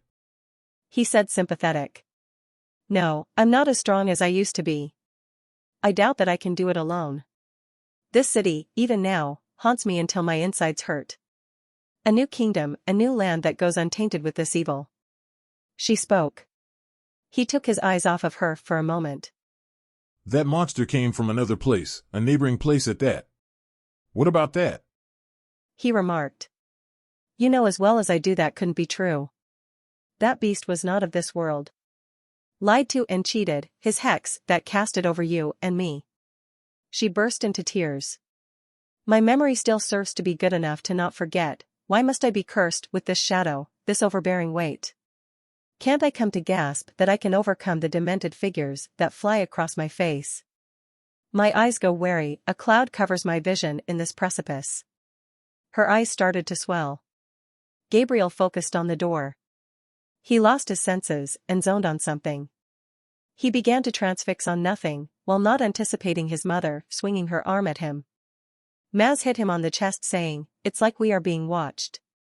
She looked around the room. I can see him. Gabriel looked around to see no one present. He knew that particular evil had been haunting both Maz and Jason. He could see it in Maz's eyes, and Jason had talked about it openly to him before. While it had been a recurring phenomenon, Gabriel never had that issue. It seemed to him that it was centered around him somehow, but it had been just a hunch. In all honesty, the creature hadn't presented itself before. He could easily believe it being a fib. While Maz might be a little more likely to be unrecognizable to the entire paranormal happening, Jason understood and wanted it to be ignored. We'll figure it out, Mother. He took a deep breath in and out. How about we say you go to the market and buy nice clothing? Maz just gazed at him. It might help you sleep better. You'll have some real good sleep and I'll be inside the walls. I'll protect you from evil that might seem a threat, for old time's sake. Tomorrow, I'll bring eggs and cheese. We'll feast for the setting Sunday. He tossed a bag of coins on the table, a few hopped out of the loosely tied bag. Buy yourself something nice. You'll know that I've been meaning to buy myself something dazzling for some time now. How about I buy a jug of wine and we'll toast to good memories? At least you're looking at it all more optimistically. I know you've been lonely. I'm here now, Mother. Everything will be much better from here on out. I promise. They embraced in a hug, Maz's eyes wide open with a creature outstretched on the wall, breaking its neck backward to lock eyes. Chapter 9. Jason thought he would have better odds turning over a new leaf. The creature had been back where his old cottage had been, and if he would venture into the woods, he would be bound to find Nayab. Long overdue tiredness passed over him. To settle this would be a great relief. There wouldn't be any better time than now to surmise the adversity. Speaking to Nayab wouldn't be too difficult. The problem will be finding him. The area around his cottage stretched miles before actually meeting any source of water and any other settlement. He learned different parts of Valadium had territory rights, but that wouldn't be hundreds of miles west. While it all seemed unlikely, his odds of running into a bandit group of runaways struck his imagination every now and then. Though that war was avoided into being disastrous, he had a mournful distaste of discomfort that the violence would disease from ado. He became wiser in his examination of his brother and why his strength was given to him, yet, with his ability to spark fire, it would never surprise him to be disconcerted over any possible inquisition. This man will go to great measures to bring whatever glory to the kingdom that he had hoped for. Selfish it may have sounded, he felt administrative toward the blood spilt over Hold'em, which would leave no trail back to him. Preoccupation loomed over his years of living around the gifted child, and to see the greed and poverty roll over the city would make it all unblushing. He stood on his terrace pondering his thoughts over the matter. The man didn't drive anyone to an unsettling bore with hopefulness toward Hold'em. The man hadn't thought about the toll it would bring. Maz obviously was under the illumination of becoming demonized, and he was supposed to push it aside and wait for the dark cloud to pass. Maz let the man into her home without assuming the worst. She could have waited for Jason to return before relying on sympathy and kindness to allow her to make such a mistake. He wouldn't hold it against her, by all means, he just made it seem less guilty in his conscience over that matter of fact. While it did linger into the back of his brain, he was glad he arrived when he did. Of all that could have happened would have been treacherous. That creature, Vice, could have devoured both Maz and Gabriel. With Gabriel being that age that he had been, there wouldn't have been anything he could have done. Jason did blame himself a little. Necessary precautions should have been taken. He should have been there for them. While they had been taken advantage of, he was focusing on the elevated echelon. He might benefit from learning what was happening and that he could use it to better his position in the government. While his own foolish selfishness could have been their demise. He could have been caught in the same tracks, and no one would have been able to snap Maz and Gabriel out of that monster's hypnosis. Jason then thought about if he hadn't incinerated the creature by a mere flick of the wrist, that he might have been blessed with the understanding why demons have been siphoning his energy. He then thought about everything that must be done, figuring that it would be better for him to speak out about that mystic beast and tell Gabriel about what must be done. His brother might be better upstanding that becoming bait would be the most beneficial. Jason would also let him be aware of the risk that could backfire. He would have to tell him everything, including why he was blessed with powers and why Nyap enchanted him with his ability. Jason converted to his wife before his departure. In his upheaval, he was more attuned to being grateful for everything he had. The man showed great sympathy towards many people and brought kindness and joy to the people that felt most dignified toward it. He was certain that his wife would go to the end of the world. He never took anything for granted. I know we can try for another. He said to his wife with distaste in his mouth. I have done everything I could to give you what I feel is best, not for me, but our family. He wanted to say more. While he praised being alive, his family meant everything to him. Samantha and his new baby daughter, Olivia. He surely knew exactly what must be done. Its key issue toward the risk was weighed toward his family. The man couldn't call himself a man without protecting what he perceived right. The demon overlooked the amount of care and importance of what he viewed in life. Jason kept in mind the hardship in being the protector, being who he was would be the key to opening life to new paths that granted sight. He wouldn't give in to ultimatums, decisions would protect his family, he needed to start with his mother and brother. Jason kissed his wife, holding Olivia. He said, I love you. He took a few steps back and looked toward the ceiling. This couldn't be more perfect. We've lived here for such a small amount of time. With our wealth, our family's family will see position inside these walls of power. I could only muster the time it would take that our family could find our blood aimed toward the throne. The heavens will shout our names. God, himself will give us safe passage in the sky. We're alone no longer, we will find glory and wings to fly us above all else. He teared up. I couldn't ask for anything more from you. You've given me everything a man could ask. Samantha embraced the moment. And you, my liege, we members of High Council have made a mark in what we believe is right and divine. I agree, my queen. Jason stared into her eyes. He thought that the moment was substantial and didn't want to ruin the moment. He held his breath and waited for her to say more. She couldn't help but notice that he had something troubled on his mind. I'm thinking of an outing for the three of us, come next Sun's Peak. We are entitled to that much, are we not? Yes. He smiled and wanted to hold back tears, but some managed to slip past, rolling down his cheek. Jason's position in the matter had been a drawback to all that was happening. Could he just live a normal life? He would just have to backtrack and see where that might lead. Ignoring the problem at hand was desired, and he wanted nothing more than to accept his fate, leave everything to chance, and bask in the pride he did have. The old cottage, that room, he remembered the blood carved into the walls and the man magnetized to the corner like a statue peering down toward the symbolic entitlement he did have. The enchantment that held back their self-awareness and bewilderment that loomed overhead. Could his family be at stake? Would everything come flying back at him like that day in his old home? His child, would she be cursed for life? Maz, his mother, was this foreshadowing Samantha? He had to make it right. He had to protect everything that had been important.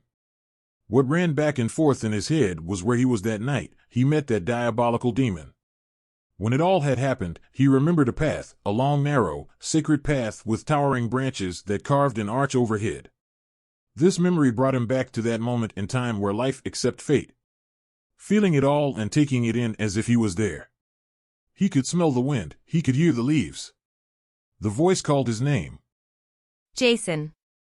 It all fell into place. Whether he was given the option to follow or not, he was oblivious. Right and wrong hadn't played a role in his recollection. Jason was something else. He could see everything drawing him to that spot. He pushed further into the woods. He was helpless. He found himself in his old cottage. His recollection on how or why he was led here without thought made him hesitate. Everything old and dusty, creaks cover the floor. Even with the time spent not being lived in, it smelled of decay and rot. The door creaked open. Gabriel's old room. He said aloud. A voice rang into his eyes, "Tell him, tell him, tell him, tell him." The sound was cut off from Jason slamming the door shut. The room was cleaner. It had been straightened out after the whole incident. He found himself moving up, and after saving his family from vice, he became more romantic with Samantha. One thing after another, he managed to afford something more than a cottage. He was placed inside the inner city walls. While looking back, he thought he should have stayed with them, comforting them. Instead, he was off cherishing the romance he ran into.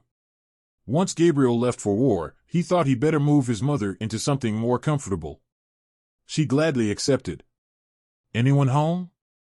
he yelled. It wasn't a big place. Portraits of painting hung there ripped and torn to shreds. With it being abandoned for such a long time, it must have been broken into. He took a moment before approaching his old room. Energy poured out of it. The door attached itself to him. He began to feel lightheaded and drained of himself.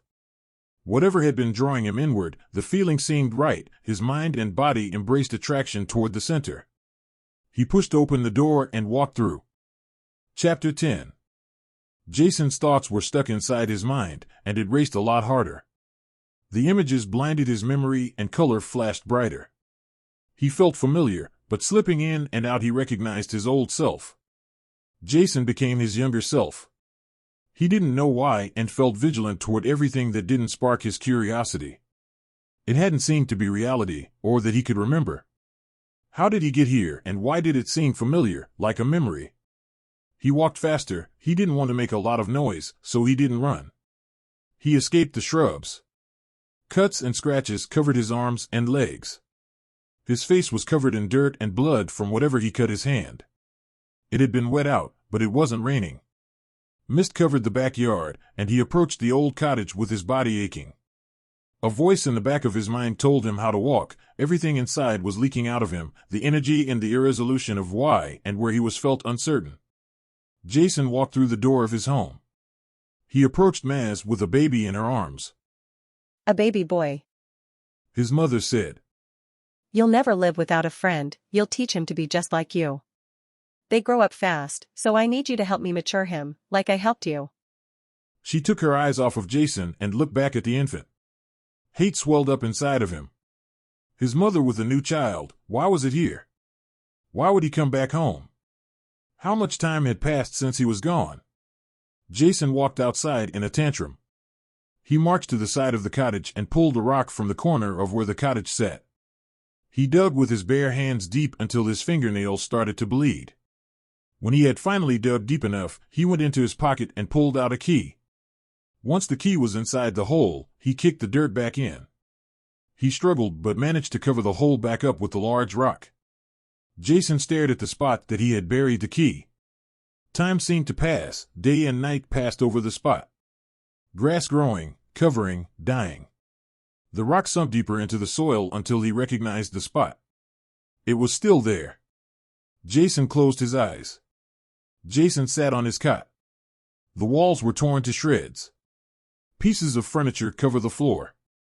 He couldn't remember what happened after he walked through the door, though he could remember the weird dream.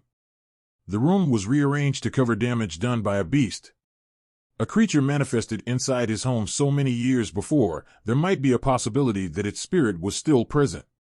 If he had not remembered where the key had been buried, he wouldn't have had anything to go off of. He journeyed outside where the rock had been near the side of the wall. He managed to find a shovel and dug around the area of the stone. He threw the rock off the spot previously hidden from sight, then began to dig deeper. He dug until it appeared.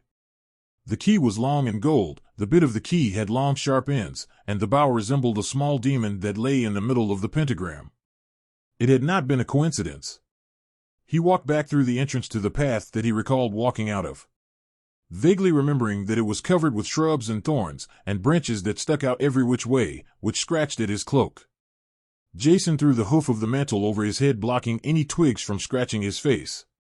Curiosity drove him to explore the mystery of why he came back as his younger self. Was it the same force that brought the key back to him? What haunted the room that used to be his? Jason stepped through to the opening, and that led to the path. It had been big enough to explore and easier to see better on where he was going. He wasn't as scared as he thought he would have been, hoping everything worked out and, more importantly, that his family remained safe. The man worked in marking the safe passage back from where he was being led. This area had been covered in woods, and different pockets of brush made it harder to navigate through the forest. He feared being turned around or being trapped inside the woods without being able to return. This path, on the other hand, made a direct shot toward somewhere in the distance. As he walked through, he heard different sounds that seemed unnatural. Echoes of his mother, brother, wife, even his father slipped through the creaks of the tall oak-filled forest. Jason feared it might be getting dark. Unable to see, he hoped that this excursion would lead into a settlement between him and that devilish beast. He couldn't help but to think that everything was a stake. He had to do everything in his power to make it better. There had been no better time than now to resolve this affliction. They abruptly came to a stop. What didn't stop growing? The tree parted way as he was to be expected. Hesitantly, he managed to pull himself together and venture deeper within the woods. Jason approached a cabin. Large, he thought, 2 times bigger than his cottage. He approached the doors, but before he could open it by himself, the doors flung open with lights blinding him entirely. While Jason had been blinded with light, he heard a voice ask, "Who's there to present themselves to the mighty TUC? Has he been sent by the dot of the 4th generation of the fallen? My hunch is that blood wouldn't be what you came here to offer." Jason without fear spoke, "It's not in my favor to stand before the might of TUC. You seem to be shut away and locked from the rest for that reason. To strengthen thou will to blunder me into giving you thy blood, would only strengthen thou will for more." He said without trying to disrespect the demon. He was, after all, set out to make a deal with the devil. "Maybe so, I still get angry." As he finished that last word, the sound rang louder than fingernails on a chalkboard. The sound impaired Jason and brought him down to his knees. He managed to shout out, "All right, stop. We might be able to figure out something." The wind blew down to the palms of his hands. Jason bowed, then the demon spoke. "What is the reason to present oneself? A desperate motive to use my situation against me?" The demon growled. "Are you familiar with a demon named Nyap? He has made me an offer long ago about power and my dealing with a child. Well, he and I are no longer children, and I would respectfully like to make a new offer. The time where I can't control the capture of this man has come, and truthfully, my lord TUC, believe I wouldn't be able to drive myself into doing such a monstrous act toward my own brother. Though we might not share the same blood, if you could do something about this, I might be able to do something about this cage. The lock wouldn't be hard to break, I assure you." Jason ran what he said through his head a few times before realizing what came out of his mouth. He was set on clearing his brother's name, and he made that very clear.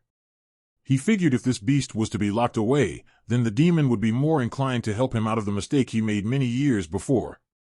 Light flickered red in his face. Step inside. Let me be the first to welcome you to the woods accommodation that is presented in front of you. We can be better acquainted once you come inside. Jason wasn't going to let the opportunity slide though his fingers. TUC would allow Jason in, while he could only figure that in desperate times would call for this desperate measure. Jason hadn't cared how long or why the creature was locked away under the enchanted bars. He only knew for a beast like TUC, it was necessary due to the power that he potentially had. He figured with the force that had been locked away before, wouldn't be able to be locked away again without any issue. Jason selfishly cared about the problems that he had to deal at hand without any thought of the consequences. He stepped inside. Inside, everything was designed to appear prestigious. The walls were decorated with portraits that told stories of vast worlds, unfamiliar to Jason, with it being damned and condemned. Fire embroidery laced around the framework and hypnotized the sight into becoming more known with the eyes locking into it. The men and women looked to be naked, and with a chain attached to each other's ankle, the chain pulled each other into a vortex that appeared to have neither a beginning nor end. Jason approached the cage with the creature condemned to imprisonment. Orbs flashed on and off, mostly red, but some blue and some yellow. The light was agonizingly bright.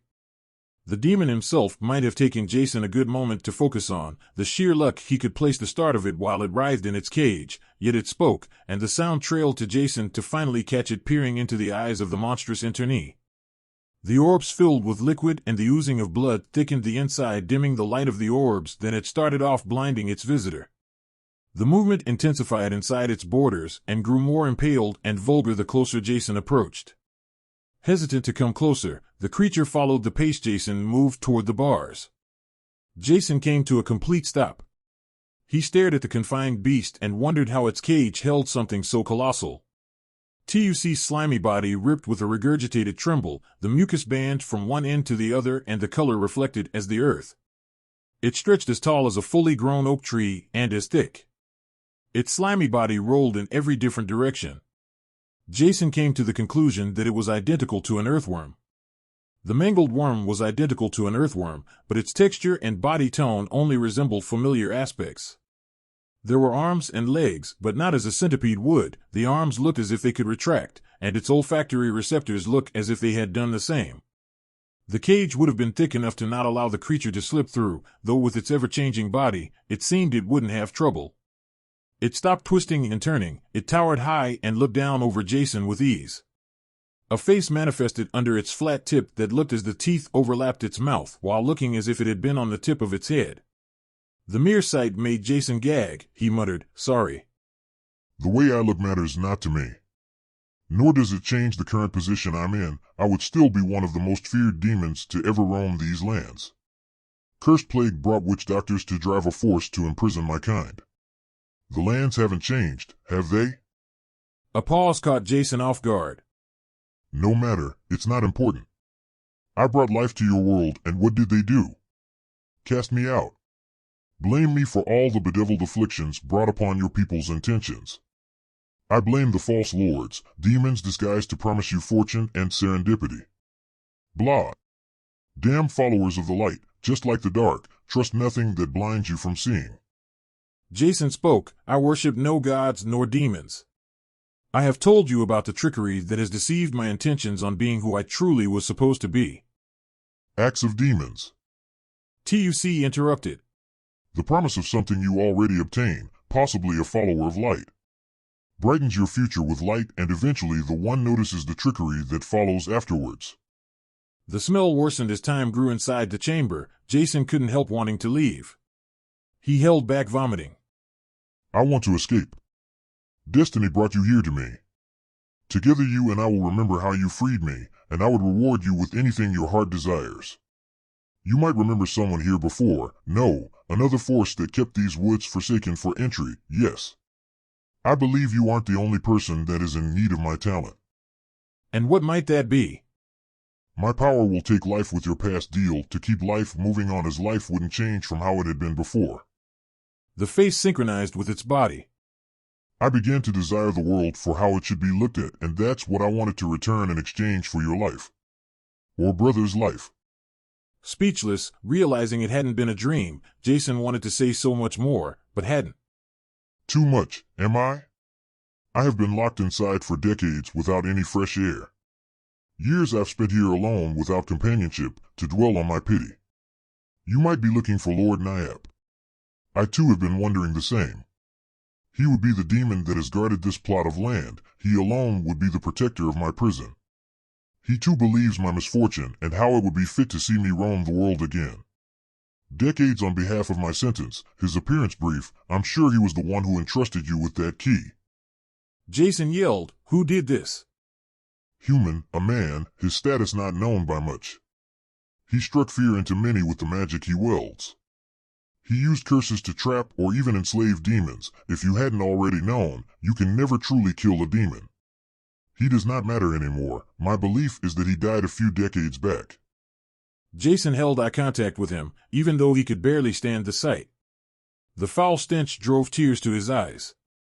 He could barely breathe, so he held it for the majority of the time spent inside. That's beside the point, this demon, Nyap. I want you to halt his endeavors. He might not be in the same shape as I remembered him, but I need you to speak to him. Tell him that TUC Savior has finally arrived. Chapter 11. Gabriel marched the campgrounds. He approached back inside the encampment where the general sat outside. Busy, he shifted from his ink bottle to his parchment of paper. He wasn't surrounded by anyone, so Gabriel walked up to him. May I ask why I need to be interrupted with men telling me that you've approached the camp? He didn't raise his head, but he knew it was Gabriel. Must be popular. The time that it took you to climb your ranks is inspiring. The king himself to make you a part of his personal guard. Unbelievable, Commander. General Bell dropped his inked quill back into its bottle. Gabriel saluted, "Sir." At ease. "Thank you." Gabriel stood tall, staring into Bell's eyes. "I have talked to the king to see our units move on the upcoming day toward the kingdom.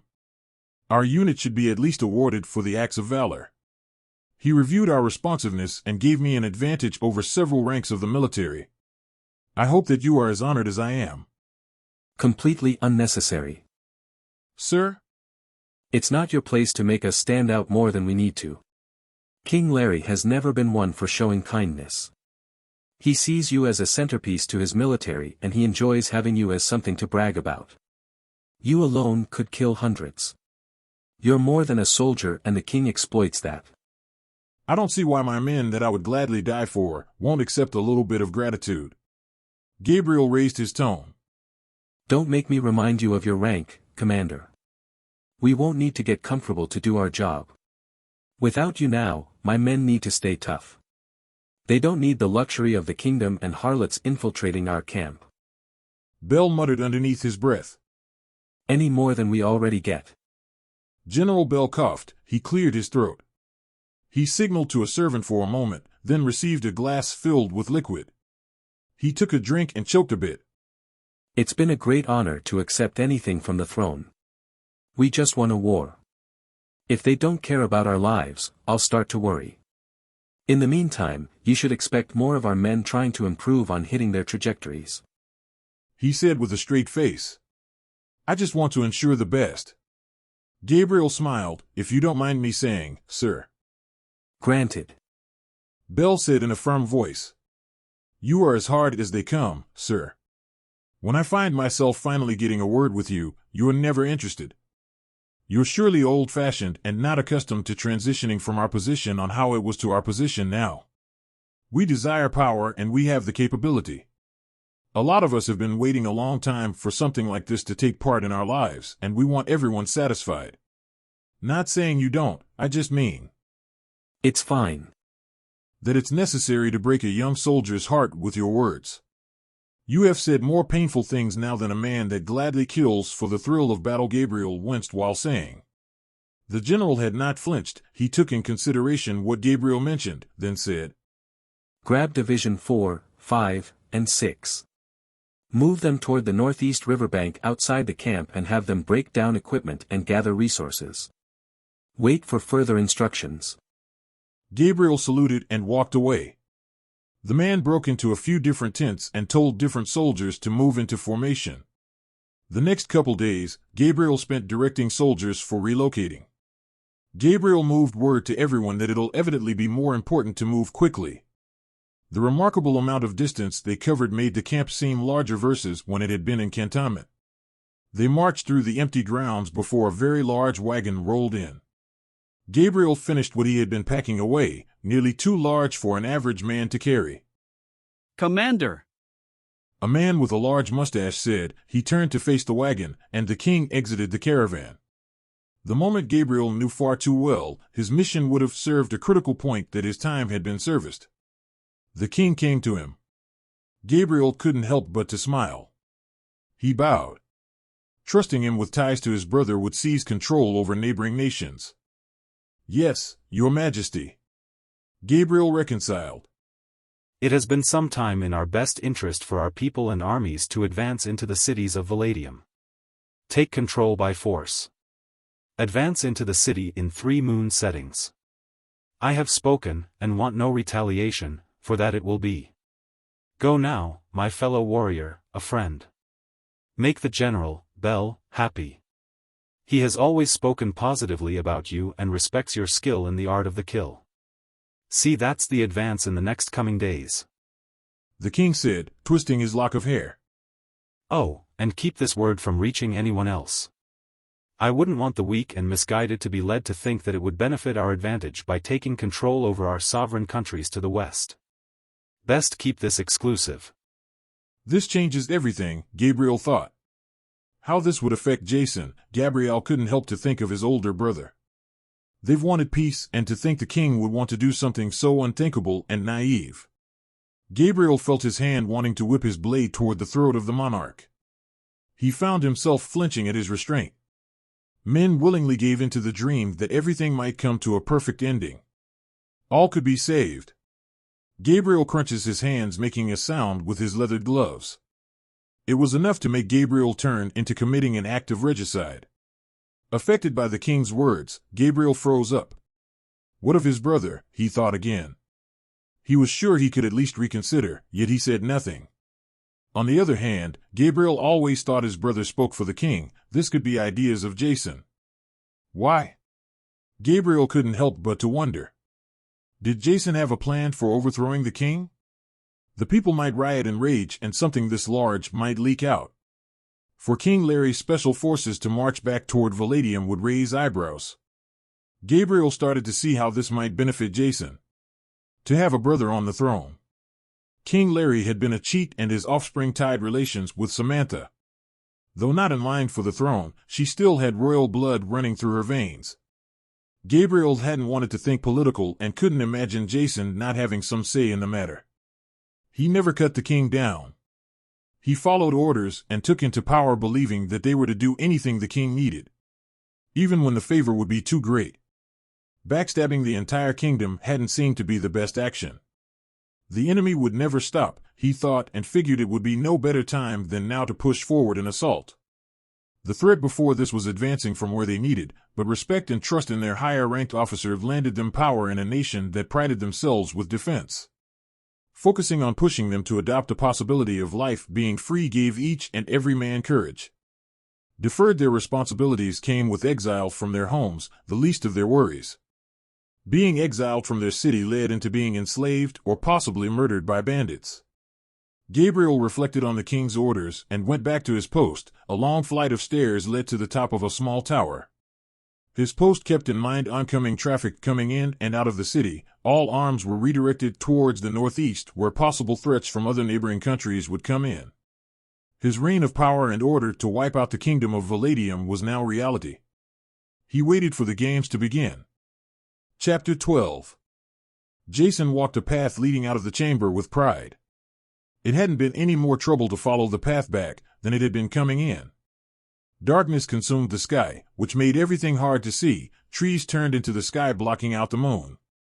The man found a center point in the pathway and directed away any indication to veer off. Sounds corrupted the edges, nearly making him go mad in the sense of uneasiness. Fear crawled up and down the back of his neck. The entire ground was covered in mud. There hadn't been twigs or patches of grass. It had been treated and cared for. Smoothness stretched straight and curves opened enough to realize before turning, making it more comfortable to walk. It had been alive. The light barely shone down and only did because of the openness of the path. The edges were entirely a different story. As for the trees, there hadn't been a patch of bareness wherever he looked or as far as he could see, making the sounds even more creepy. Jason heard the sounds die out to quietness, so quiet, he could hear the sound of his chest. A breeze pushed him back. Throwing everything backward, he managed to keep his eyes open where light could be seen in the distance. A deep voice spoke low to indicate that it had been coming closer. A blast of air and noise overwhelmingly took him off his feet. Jason fell forward, the air flung him back, catching himself hitting the ground with his chest. Nayap winged himself closer to Jason, leading him down the path. Even though the trees were hard to see, everything besides the ground shifted fast toward Nayap. The demon clearly controlled Jason, his strength faded, and his muscle locked. The unbearable weight pushed him down, and he felt he couldn't help to release the air inside his lungs. He felt exasperated and unable to breathe. He wanted to scream. Jason managed to blurt out, "You have me." I never stopped light shining on humanity. More specifically, time never ended. Nayap's eyes exploded with red. You'll be lucky to sneak a word or two out of your lungs. I'll crush them while internal power pushes an overbearing guilt. The demon shouted as everything elongated. The possession offered Jason an empowering effect which made it hard to consider what had been right or wrong. Pain filled up to the top of his head, making it hard to stand up straight. Jason yelled. Everything wasn't enough. Nayap managed to move his mouth, nose, and eyes. Blood streamed out of his face where Nayap entered his body. And it felt like a rush. It was in my own free will to give you memories. I'm surprised you didn't take more. The demon said, as he did. I was inconceivable of all the liable dangers. Jason had blood run down the side of his lip as he spoke. The demon's tongue licked blood off his face, which the tongue stretched up, smacking his nose and doing a semicircle, clearing off the dip that had been rushing out of his nose and mouth. The overwhelming question has been coursing itself through my mind. Life, whichever path I'd taken, never figured what you might do. Jason didn't faint and asked nicely to be dropped. The demon flew off the ground 4 to 6 feet off the ground. Jason had to understand he was probably not going to be let out of this situation without the permission of Nayap. He took a chance and said, "Love counted all." Are you sure you understand what you are saying to me? Nayap threw his back out.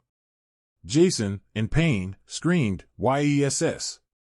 Nayap threw him to the ground. He barely stood up, nearly falling over. His hands covered his face. God wants my brother, a demon of his own, captive under the request and law-bound. He serves a demon with more balls. Like myself, I took the key needed to lift the seal that was held had been you that locked away the beast. I'm here to offer you this. If I was to be a nice guy, to have considered not lifting the seal, I would take it in exchange for my brother's life. Jason hoped that would make Nayap reconsider killing him. You've started a problem larger than this situation. The demon hesitantly said. You're just a human, a descendant of your brother's creator. A demon too large for words to describe. You had been a trick to work into the grasp, but to break even is completely unanticipated. Your foolishness has ended us all. Jason tried to think about it, but could figure out what he was talking about. You used to protect him? The demon shook his head. You killed us all. Why give me the key? He must have led you to where the key had been located. Mages had always been to enchant items that granted passage to what they secured. I, too, should have not left my watch over his prison. The demon let out a grunt after speaking. Jason thought about his brother and the time spent together. While he had his mother. TUC needed freedom. The demon, surprisingly powerful, stratagems a way into releasing himself. A connection between his guardian and an unconventional way out. The child with demon blood and the power that led him into believing that his father had another family easily was misunderstood to believe into something entirely different. This took an approach to what was happening and why Jason was tied into this situation. While he couldn't understand why this key had been in his grasp, reality hadn't felt real, he had been tricked into finding something left behind from before. Chapter 13. TUC ensured weaklings' exchange of human flesh for passage to a promising afterlife. The illness affected an amount of human consumption, while the strong cried nothing more of what seemed unrealistic. TUC craved passage to the land that was tainted with his truly, a sure indicator that time fell into criteria for his expectation. The demon imparted each and every individual into knowing why the start of the end is dedicated toward the beginning of its master. They in the worst type of area grew in numbers for each other as a fiend would. Some were killed and some had grown to power without acknowledgement. Men took into their power that their problem was whether a child should be spared or not, but without a doubt TUC crumbled everything into dust. The rush of blood took them to new heights, which was just the control TUC needed. Most cases, they redeemed necessary revolutions in towns toward villages into small settlements. Alone, TUC possessed control. Mostly, victims found it troubling with situations butchering each other out of habit. The cycle held back the departure, they seemed to have gone mindless in the sense of losing humanity that still remained. Jason in fact made life become mindless and had been manipulated for a simple cause. Life parted with reality. Destiny already took him for a dive into something he wouldn't be able to get himself out of. Savages took their victims and murdered them in cold blood. Others were never concerned about who might be devoured. Jason's fight never ended affairs between Gabriel and Niap, powerless and departing with ties, with determining what had been real or fake. Jason could hardly understand why he was here. The demon had coursed himself through the entire city, leaving nothing standing. In the distance, an arrow is drawn back to let fly. The force added to 3 or 4 men with the velocity it had been released to send flying. Men, pawns in the eyes of TUC, did nothing fight back. A kid, troubled, lost and afraid ran away once. He saw a clearing that he would, at any cost, rush as fast as he could through the wreckage. Fatigued and tired, he dangled there, thinking his age would be a sure indicator of death. Hopelessness covered the land. This day was where hell touched down upon them. This boy had been a descendant to this triumph warrior of the 4th Age. His bloodline drew deep into his ascendants, with the creators to desecrate the filth of his fallen ones. Dead and abandoned angels have laid merciless in the soil where he birthed life. His monsters reaped on the weak and sounds buried the dead with sorrows and cries being shouted. All of them were wrong. Magic had been a tool given to them from heaven to defend against anything that might be too strong. The warriors from those times defended off bloodlines from being cursed with demonic curses. Jason, a part of that ancestry, had trapped the leader of the fallen who'd been held hostage with his blood to be the only substance to break the magical seal. This mage with his blood sealed away a reckoning to never be released into the world. Life was lost, and to keep secrecy, he would have to ensure security without knowing the true confinement with this cacodemon. More than not understanding the decades from before, the monsters walking and lurking in the shadows would prevail, everything had been rotten and filled with decay. The Creator gave instructions to understand what must be done and that the Creator sent. The Almighty Demon never sent any indicator that he thanked this all-powerful Almighty and that the others knew of nothing about him beside that their minds had been wiped clear and glued to each other as if they knew nothing more. He of the already sentence war was to make it know to all the rest that it was necessary for them to know the fact of understanding it had to be done. TUC gladly engulfed the entire kingdom of Hold'em into war. Niap took nothing into consideration for TUC's desire for destruction. While cooped up in his prison, he took in the particular desire for chaos. The devil himself hunted for revenge. Everyone was an example to the power of vigorous will. His mind and body ravaged streets, homes, and buildings into dust. TUC's teachings and beliefs manipulated the minds of many to think time would stand off between belief and why donations to gods gave them hope. TUC smeared that belief in the hope that it would allow them to see a god's potential. A path to the weak-mindedness with power to have broken humankind, TUC showered them with no mercy. Its point of responsibility easily corrupted the mind to hunger and thirst for power and to clench onto something that would be easier to give into. TUC twisted creation to resemble a young man's DNA. To create life he thought only right that fit in from the very beginning. He, himself, watched over himself to make man feel greed and desire for more, jealousy. Power created in part to withstand any uncaring element that could take him over his limits. TUC offered them an option, which to himself was an oath that could have been overbearing but brought offering to him in return. The key only lifts the blood oath, which he couldn't take into unless he offered something in return. Jason broke the seal with what gave him away a remarkable bond between a brother he could never betray. Parts missing in a configuration blood bound two together.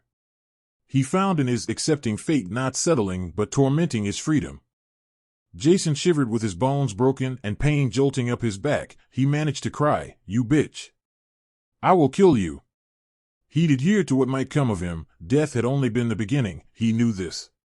Jason evaded his eyes from staring into trance Nyap strongly held onto. The verisimilitude of the hypnosis rendered him mistaken. He couldn't hold eye contact more than a moment. With his patience running dry, he managed to embrace the pain and exploded with rage, reaching out his arm. Jason discharged everything as his skin started to rip away. He screamed but couldn't bear to come to the gasp of reality and what it had been becoming. He surged power that he never thought imaginable. With his arms elongated and his posture slouched, pain and sorrow inundated flame around him. Fool, you'll destroy yourself. That type of power is poison. You'll simply explode. The demon smiled, chancing everything Jason might dare. Cycles of fire dragged around the ground, blazing light to the forest. The entire floor of the interior of the circle had been charred. The lines raced to Nyap, looping around his legs and arms. The flame turned into veins that sizzled the skin of the demon. Nyap screamed while Jason turned to ash. Chapter 14. Gabriel faded back in and out of the pitch blackness of the night. He never felt more reckless than he had now. Gabriel, called upon by something more, to stay alive and purpose, did more than a feeling of rage and expounded others' belief of war. The horizon devoured the world, a reckoning became to everyone and everything in the distance. If only he hadn't been posted out of sight and out of range to be this monstrosity. A man stood no chance with untold power to control himself, submerged under the throne, order denied passage to keep his promises. He hadn't any instinctive understanding for which was his next move. Favor didn't side with control, leaving no necessary force to go in fighting a battle that was already lost. Relief waited to surprise him, but to his own surprise he was already seeing too much. Gabriel's arms laid upon the top of the hillside while the kingdom had been devoured by a worm. His thoughts couldn't comprehend the reasoning for something so outrageous. In his mind, he thought that he would be de-escalating the problem, but now seeing it with his own two eyes, he could hardly budge. More he felt guilt, a course of action needed to go in his favor. War broke out and he could only imagine his own death flash before him. He had been helpless, nevertheless he questioned his own sanity. Gabriel! The bow! A soldier shouted to him. He couldn't budge, then figured he needed more than a moment to take it all in. He just stood there staring back from the beast to the cavalryman. Gabriel hesitated on reaching for the bow. He swelled hard and took a deep breath. Gabriel's army fell in line with other branches of guard, while most of them just hurtled themselves toward destruction. Everything had been covered in dust. They ran and only hoped that it wasn't too late. Curses and shouts came from every direction, while some could manage to get close enough to the thing to do any real damage. TUC ran past people in urgency to make it seem unmanageable. The demon leached itself over walls and buildings, crumbling anything underneath him. Mostly, a lot of them didn't want to see anything. While some turned and ran the other way. Some just stood there with honor, waiting to die. TUC shot himself up high, then crashed downward onto soldiers that had been approaching him. And definitely instinctively considering death might direct a message toward them to stay away. Gabriel avoided a head-on approach, but still had been blown back as TUC slammed into the ground, shaking everything to fall and crumble. Gabriel blacked out. He woke up as the sun had started to come up. Men lay around him, severed limbs and frozen bodies lay dormant around him. What can I do? He grunted to himself. He thought about Jason. He hoped his mother was okay as well. He thought it had been all a nightmare and waited to wake up from it all. Hold'em, the entire realm had been destroyed, to the streets to the courts, everything lay in devastation. Gabriel felt the ground shake, and, in an instant, he was being pulled underneath the rubble. Without being harmed, he had been wrapped in the epidermis of the worm. He could feel the peripheral nerves coating him in mucus, while the hairs on its skin tickled his own. Welcome, reincarnation of Jason. You've been chosen to be a part of the cycle of cleansing the world. I, TUC, have already started life with demons and humans in one world. I, your leader of this new world, give to you this decaying topsoil to grow it to be held with respect, to give it new meaning. We'll be one and the same as our bodies join together. Our creation would be envied by all the original man, which we would teach our understanding to the young of our new world. I will be your partner as Jason intended. We must follow in fulfilling his life goal and cleansing this world of its chaos. I told him that it could not be done until humanity was wiped clean and lived to start anew with you as our supreme leader. Something spiritual and more powerful than the armies and common man, I lend you my power to conquer life. Gabriel shouted, "Where's Jason?" "I'm Gabriel, and I've been knowing him more than myself. In him being who he really is, I have faith knowing he will make the right decision and to make unity in the outcome of devastation. I need nothing more than to save the future from true hell. We all shit where we eat, whether we like it or not. In the end, please, creature of eternal darkness and bringer of destruction, give my family a safe passage to salvation. Do this for me, and I shall grant you what you desire most.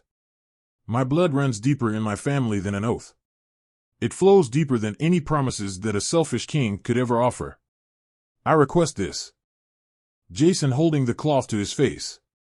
Jason's mission felt necessary to fulfill, or without feeling anything he couldn't have done wrong. Jason said to the demon in the cage, "I'm helping you because your oath needs to be acted toward. Hoping my brother knowing that he, himself, the same as I would open a path without failure. I understand my option in doing this. I know that it might seem good to end wars, to find our species loathing for more." Jason took the cloth away from his face. "War starts here and ends here in this moment, the possibilities that we can work for something more than to waste our lives." Hold'em was strong, but not stronger than our desire for this mayhem to continue. Our kingdom needed God. Unfortunately, he didn't decide to lend any help. Jason took the key and turned into the lock. "One more thing, tell Gabriel he's not smart enough to be a ruler." Epilogue. The woman, outstretched, lay next to her child. A cloud of dust covered the sky, and frankly she had been covered head to toe. Her hands shaking, she touched her baby's face. Her daughter still had been breathing. She managed to pull herself to her knees and dragged her child toward her. Near death, tears began to roll down her face. She cradled her child while it coughed. The horrendous delineation flooded her in overwhelming eagerness. "Why?" she could only manage to say, while crying. The entire realm in desolation and the grass and sky cover in dust. All life surrounding the area had been wiped out and compacted down to the soil, while the devil hadn't been close by. Heat blazed down upon the flat surfaces, aqueous burning hot solar rays on its graded material. In the distance, as far as it could be seen, a man touched the sky, his body arched high, and the particles dispersed. The man glowed as bright as the sun, grabbing the attention of the woman holding her baby. In the man's endeavor seemed to go without avail. Energy pulsed through him, giving her to power to feel better. She started to stand, and the surge exploded with passion and annoyance. Her tears running, still overwhelmed with the energy that she had been receiving without her approval. He and the light faded dim, but no, without taking the sun along with him. The sky seemed to dim, and the dust particles were no longer visible, and the horizon filled with a dim light with the figure moving more skyward. The energy faded from her, leaving her breathless, and in an instant, he faded from view. The baby coughed. She comforted her baby and held on to her more tightly as the man faded away from sight. The end. Hope you enjoyed the story. Goodbye.